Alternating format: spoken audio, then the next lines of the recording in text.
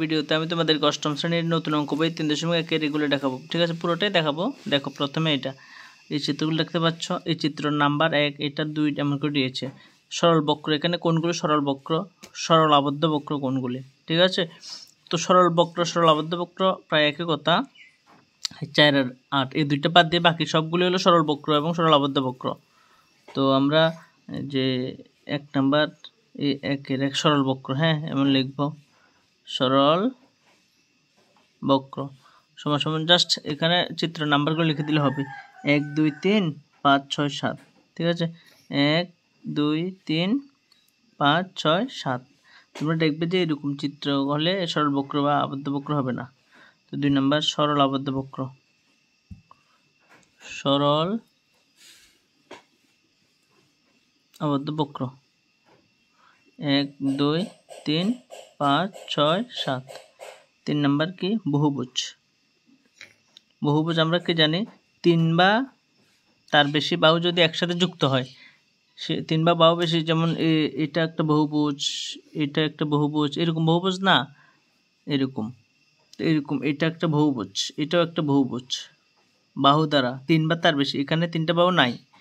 ঠিক আছে, এখানেও বাহুগুলি এমনের মতো নাই। ঠিক আছে, এখানে কোণগুলি পরিমাপ করা যাবে না। এখানে বাহু নাই, এখানে বাহু নাই, এখানে বাহু নাই, এখানেও তেমন বাহু নাই। তাহলে 1 2 হলো বহুভুজ। বহুভুজ হলো 1 আর 2। ক্লিয়ার তো? 1 আর 2 একটু জানালা করলে তো সে 1 আর 2। তারপরে উত্তর বহুভুজ। উত্তর বহুভুজ কারা কেউ জানো নি? উত্তর বহুভুজ, উত্তর বহুভুজ কাকে বলে তোমাদের এটা জানতে হবে। যে বহুভুজের মানে কোনো কর্ণই, ঠিক আছে, যেমন তোমাদের আছে এখানে উত্তর বহুভুজ অবতল বহুভুজ, আশা করি থাকবে। তো দেখো এখানে দিয়েছে যে বহুভুজের কর্ণগুলোর কোনো অংশ বহুভুজের বহিস্থ নয় তারা উত্তর বহুভুজ বলে। ঠিক আছে, যেমন এটা একটা ত্রিভুজ বহুভুজ, হ্যাঁ এটা কর্ণগুলি, এটার কর্ণটা হবে না, এটা ত্রিভুজের কর্ণ হবে না। এখানে কর্ণ সংখ্যা কত? 0। ঠিক আছে, কারণ কর্ণ মানে কি জানো নি? কর্ণ মানে হলো যে পরপর শীর্ষবিন্দু হবে না, মানে পরপর নয় এমন শীর্ষবিন্দু যোগফল হলো কর্ণ। একটা কর্ণ এটার শীর্ষবিন্দু পর এটা না, এটার পরবর্তী এটা না, পরপর নয় মানে এটা। তাহলে এটার কর্ণ কটা? 2টা না? বুঝছো তো? কর্ণ তো এই কর্ণগুলি এই বহুভুজটার কি বাইরে না ভিতরে? ভিতরে। তাহলে এটা উত্তর বহুভুজ। বুঝছো না? একটা উত্তর বহুভুজের নাম কি? তোমরা লিখতে পারো যে বর্গক্ষেত্র। কি লিখতে পারো? বর্গক্ষেত্র। তাহলে আর যে সমস্ত বহুভুজের কর্ণগুলোর কোনো একটা অংশ বহুভুজের বাইরে, তাহলে অবতল বহুভুজ বলে। যেমন দেখো এই একটা শীর্ষবিন্দু, একটা শীর্ষবিন্দু, এটাকে এটা দুটোটা পরপর নেই না, এটার পর এটা আছে, পর এটা কর্ণ হবে না, এটা বাইরে গেছে না, তাহলে এটা অবতল বহুভুজ। বুঝছো তো? এরকম। তাহলে এখানে এটা বাইরে না, অবতল বহুভুজ। এটা ভিতরে না থাকবো কর্ণগুলা, এটা উত্তর বহুভুজ। তাহলে এখানে একটি বহুভুজ আছে 2টা, এর মধ্যে এটা হলো উত্তর বহুভুজ। তাহলে কইছে উত্তর বহুভুজ কোনটা? উত্তর হবে 2। ঠিক আছে, এবার অবতল বহুভুজ। অবতল বহুভুজ হলো 1 নাম্বারটা। কেমন? 1 নাম্বারটা শেষ। এবার আমরা দেখুন যে 2-এর, এটা ইম্পর্টেন্ট কিন্তু এটা আসবে পরীক্ষাতে। সুষম বহুভুজ কাকে বলে? যে সুষম মানে সমান, সুষম মানে সমান, যে বহুভুজের প্রতিটি বাহু এবং প্রতিটি কোণ পরস্পর সমান তাকে সুষম বহুভুজ বলে। বুঝছো নি? একদম সুন্দর করে যে সুষম বহুভুজ। ঠিক আছে, এমনি লিখবো পরীক্ষাতে। বহুভুজ লিখে লিখবা যে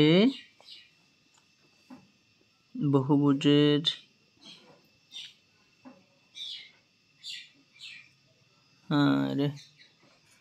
যে বহুভুজের প্রতিটি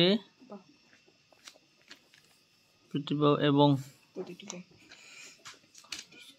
প্রতিটি কোণ পরস্পর সমান তাকে সুষম বহুভুজ বলে। সুষম, একটা সুষম বহুভুজের নাম করছে বাহু সমান, কোণ সমান, না সমকোণী না সমবাহু ত্রিভুজ গাদারে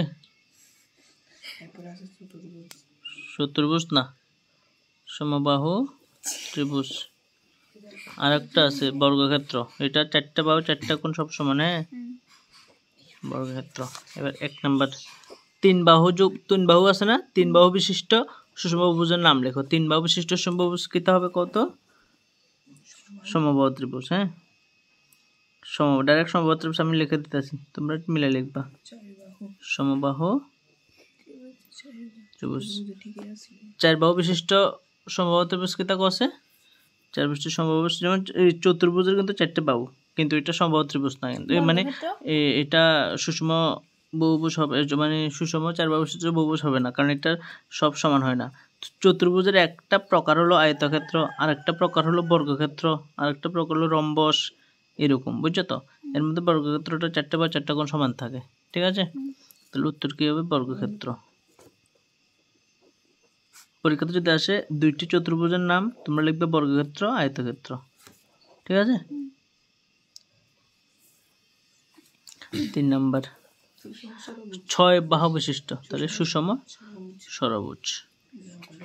5 বাহু হলো সুষম পঞ্চভুজ, সুষম ষড়ভুজ, এরকম সুষম ষড়ভুজ, বুঝছো তো? তাহলে এতক্ষণ অব্দি আমরা কি বুঝছি?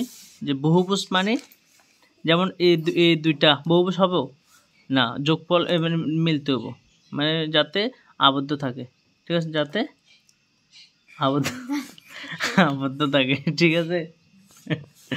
তারপরে তো আশা করি বুঝছো।